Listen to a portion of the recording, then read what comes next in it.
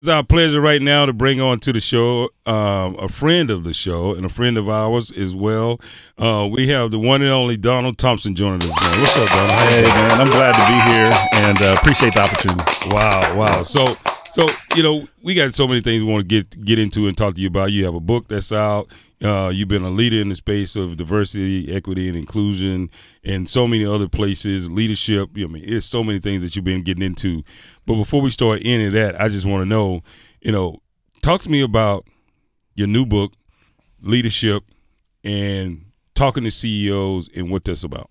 I appreciate the opportunity in the space. The book was written for a couple of reasons, and the title of the book, Underestimated, is really about my journey. Because one of the things when you have the pigmentation in my skin that you do, when you have the background that I do, you can't be entitled that success is a gifting for you. Right. You've got to figure out how to win with the cards that you're dealt. And so what I wanted to do after having sold a handful of companies, having done some things that worked out pretty well in corporate America, and now working with leaders all across the globe, what is my give back? Right? What have I learned that I can share with others that they can implement tomorrow so that we can pave the way better for people in the future? Right. And that was the reason for the book, number one. The second piece was legacy for family and kids. And the third thing was thankful for the people that have helped me along the way. Because a lot of people use things like self-made millionaire, self-made person, different things like that. And I don't subscribe to that at all. I have worked really, really hard, really smart over the years, made a lot of mistakes, recovered from those mistakes. But I've had people open doors for me. I've had people that are very successful have a cup of coffee with me, answer questions, mentor, and give me hope, even though when in my circumstances I was hopeless, right? So in that valley, who's there with you to show you a way out of that valley versus people that are going to wallow with you in the valley? And so I wanted to create this book as a blueprint, if you will, with some storytelling from me starting out my sales career selling Jolly Ranchers to selling my first multi-million-dollar software company. Wow. And that journey all across that path, but really to inspire and try to help others. Oh, man, we are having a great conversation. And again, Donald Thompson, who is Entrepreneur of the Year 2023 Southeast Award winner, and just an unbelievable, incredible guy that's doing some great things. Particularly in investing. He's an author, certified diversity executive, and I want to lean into the previous conversation we had with Dr. Strober. Yeah, I know Dr. Dev, so I'm into it. I was here listening, so I'm into it. Yeah. So in a matter of hours, minutes, or whatever, down not too far from here, about five miles from here, they're going to conduct this vote from the Board of Governors, basically saying they just get rid of DEI. Yep. Throughout the UNC Systems, 16 universities and one school of science and math. What do you come down with just the whole message behind this in eliminating DEI on the college campuses here? Yeah, I think one of the things that's happening in our country and our environment, and we talked about this before we went on air, these situations are actually very, very simple, right? And it's really about power and control. And those people that have power and control, when they feel threatened, there will be a flex back. And so what we're trying to do is realize that when you are in a position of power and somebody's threatening that, so what does that actually mean? It means that if you are used to having 5 steps of a head start, and now all of a sudden there is programs and programming that are evening the playing field. Leveling the playing field, exactly. If you are not competitive in that way, you don't want it. Yeah. Just like all the different things in politics with redistricting, right? Voting, and changing the political maps. Instead of having a stronger candidate that can appeal to a more diverse crowd, what they're doing is drawing the maps so that it appeals to the same crowd with more power. This is a similar type of impact and effect going after the educational institutions where we are growing and empowering new leaders from all different walks of life. With that education becomes knowledge. With that knowledge comes better decision-making. With that better decision-making means we're going to continue to rise. And this is an opportunity for the North Carolina General Assembly to flex back from a power structure standpoint. And it's really about race and power. If you have a conversation about diversity, equity, inclusion, and you talk about neurodiversity, right, no one has a problem with that. Right? If you talk about equal pay for equal work, no one has a problem with that. If you talk about generational diversity, no one has a problem with that. It is when DEI is associated with race and sexual orientation is where the problem comes. And so the thing about it is, and you ask the questions, and we're live, and I'm gonna give it to you. Yeah. Here's the reality from my perspective is that a lot of people are talking about the LGBTQ community and then talking about their love of Jesus. Right. Well, Jesus is love. So that means you don't have to agree with someone to love and care for them. Right. That's right. If, in fact, you're telling me about your Christian walk. Right. If you're telling me that we are building a government that is for all the people in North Carolina, then how come it doesn't legislate for all, but legislates for some? For some. So the hypocrisy is thick.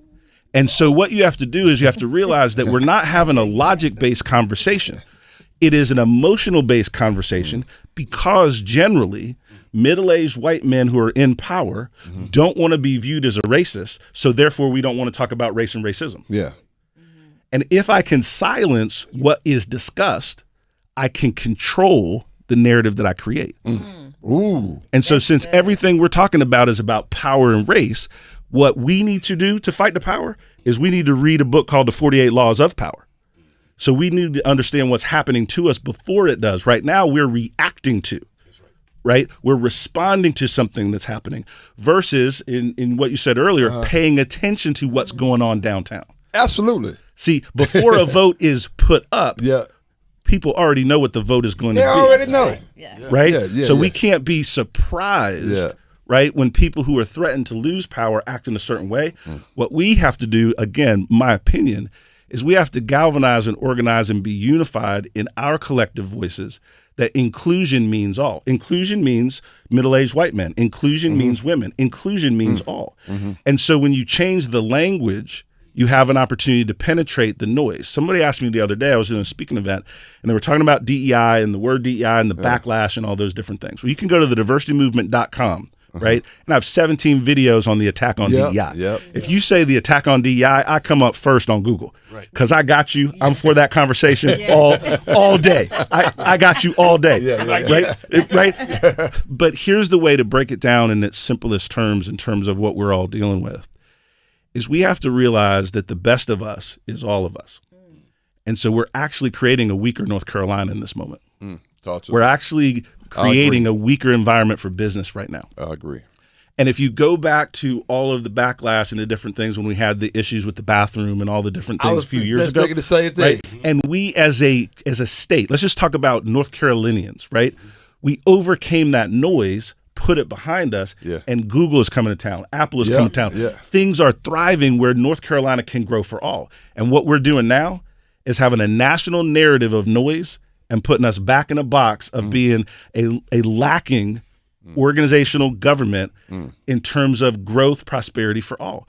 We're actually setting ourselves back, even for those that think cutting DEI is a positive. So I appreciate it. But that's awesome. But I got opinions. No. We can talk about that all day. That's a 2-hour show right there. That's a 2-hour show. Looks like you'll be back. Just on that topic. Part 2. We are talking to Donald Thompson, CEO, leader, entrepreneur of the year. He's a change agent for all leaders and leadership. So I want to go in that direction and talk about why it's so important to you to champion leadership and how you help others in this leadership journey. One of the things that I've learned, and again, I've learned so much more from mistakes than I have from successes, is that people don't know how to have conversations in the language of leadership. And because you don't know how to speak in the language of leadership, right, then what happens is you're frustrated with the response you get from leaders. I'll give a quick example. I was talking to a young lady that asked me a question after the seminar about how do I share an idea with my leader or manager when they may or may not want to hear it, or I'm the most junior person in the room, right? And here's what it hurt my heart a little bit. This young woman said, do I need to take on more of the persona of a male, be more aggressive, XYZ? And that's what I'm reading in some of the books. And I started to smirk a little bit and I said, listen, how can you be authentic? How can you be the best version of who you are if you're trying to be someone else? I said, so say that again now. Exactly. I said, be yourself. I said, how can you be the most authentic and the best version of yourself when you're trying to be someone else? I said, you don't have to be someone else. You have to learn how to use language and phrases that can relate to the audience you're trying to influence and move. So if you're working with a high-strung executive, if you're working with somebody that you don't know very well, and you have a point of disagreement or something to offer, simply ask, Jeff, John, Julie, may I offer an alternative point of view that may help the discussion be more broad? Just ask that. Right? Most leaders want to be open, want to be broad. So most leaders are simply going to say, well, sure, I would like to hear an alternative idea. Because as the leader, they know they still have decision power. But then as that more junior person, you now are in a conversation and can put your ideas forward. And so I just gave her a few phrases that can help with the language of leadership. And then there's 3 things leaders are concerned about. How do I make money? How do I save money? How do I reduce my risk? So everything you're thinking, wanting to talk about and ask for needs to align with those 3 things. And that's how you start to learn to talk in the leadership language. And I think it's really important to teach. It's not taught in school. I learned it through Hard Knocks. Nice. But I want to share it with others. Okay. As I can. Nice. You thought I was going to let you go, didn't you? No, you ain't going nowhere. Yeah. Hey, Town, we're going to take a quick break. We're going to come back with Donald Thompson. Talk about Donald, we were just talking about your book, and you were talking about the excerpts from it. And well, first of all, tell people how they can get the book. Yeah. Right. One of the things we're really excited about, you can get the book on Amazon. You can get the book Barnes and Nobles. You can go to donaldthompson.com and get the book. So anywhere you shop for education, inspirational content, you can get. Okay. In terms of getting the book. All right. Yeah, I appreciate that. Good. Awesome. I have one last question. Okay. If you could give me the best advice that you've been given. Oh, man. And I'm going to tell you, and this isn't just because I'm on y'all's show, but when I started my podcast 4 years ago, Reese and Kmac blessed me with their presence. And I don't know. Right. That's right. There was like episode 3. Like I'm on episode 150 now. Before, I didn't really know what I was doing, and they were gracious. The mics didn't quite work. Right. But one of the things that they said that is one of the best pieces of advice is that your network is your net worth. That's right. And so what I would tell our listeners and my younger self is cultivate and operate in a spirit of giving and growing your network. And don't always be a taker, right? Anytime we reach out to each other, right, we're always like, hey, man, absolutely, I can help you. What can I do for you? What can I do for you?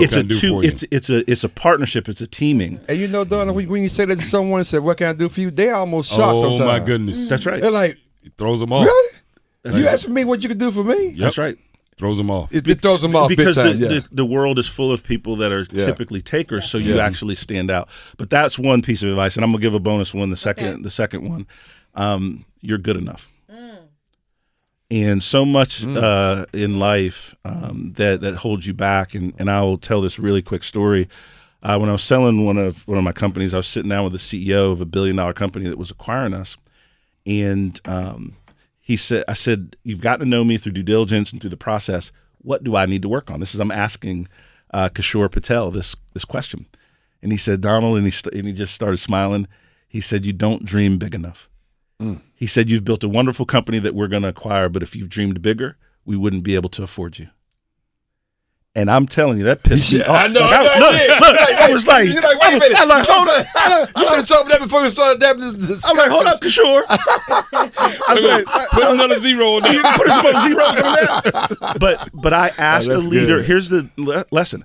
If you ask a leader a question, they're going to answer your question. That's true. That's true. And he answered my question.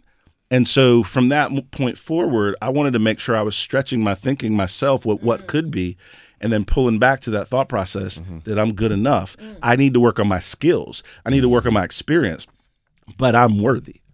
Wow. Nice. Yep. Man, we're talking with Donald Thompson, CEO and motivational speaker too. We taking notes. We're taking notes. We're doing it all. I like to ask this question, and I know we're up against becoming short on time, but I like to ask this question, especially people who've been around, been successful, seen things. Is there anything about your journey, being from the South, black man, etc., that you step back now and say, man, I'm surprised by that? So there's one thing in my journey that I was surprised by that, and it hurts me a little bit to even describe it. I started my professional career in the software business and software sales. Yes. I went 15 years without selling to someone that looked like me. I believe that. And being ambitious, optimistic, Yeah. I was surprised by that. But when I finally had that moment, I had to step out of the business meeting, go to the restroom, and collect myself. Because it was the first time I looked across the boardroom table or business table, somebody that had the power to decide on this multi-million-dollar transaction that looked like me. It's amazing. And that was one of the surprises of my career. As 2 4-decade IT guys, You taking the words right out of my mouth. we have stories that will make you Just cry like even that. more. Just like that. Just like that. Trust me on this. Yeah, just one. like it will that. make you cry even more. At the table with those Man, kind of guys. at the table. Man, we got so many things, man. Man. It's been such a pleasure having you on. Donald, Thank you so much. man.